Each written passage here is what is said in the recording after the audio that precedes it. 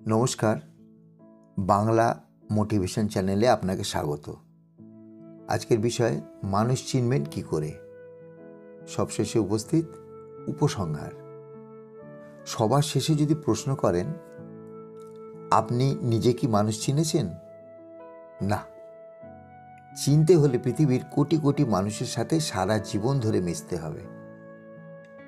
মানুষের উপরে বিশ্বাস হারানো পাপ, তেমনি অতিরিক্ত বিশ্বাস করাটাও অন্যায়। সরল বিশ্বাস বস্তুটা বোকামির লক্ষণ। মানুষকে চেনা এত সহজ নয়, কারণ মানুষের চিন্তাধারা দ্রুত বদলায়। আজ যাকে সৎ বলে জেনেছেন, কাল সে অসৎ হয়ে যেতে পারে। প্রলোভনের মুখে যতক্ষণ না কেউ পড়ছে, ততক্ষণ না সে সৎ থাকে।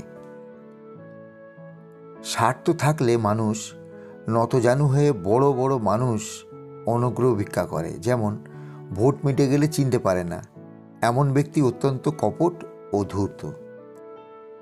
বহুদিনের পুরনো পরিচিত লোক ভালো পদে পৌঁছে গেছে, সে তার অনুগ্রহ বন্টনের সুযোগ আছে।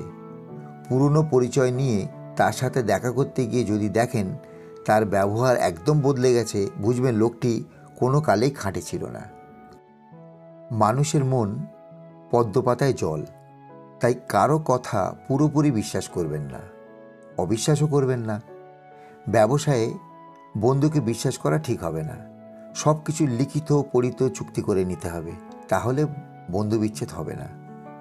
কখনো নিজেকে নিঃশেষ করে বিলিয়ে দেবেন না, নিজের জন্য কিছুটা অবশিষ্ট রাখুন। If you love something, set it free. If it comes back, it is yours. If it doesn't, it never was. যদি কাউকে ভালোবাসো, তাহলে তার বন্ধন দশা নাশো। যদি আবার ফিরিয়ে আসে, বুঝিও সে তোমায় ভালোবাসে। নমস্কার, কৃতজ্ঞতা স্বীকার, ডাক্তার পার্থ চট্টোপাধ্যায়।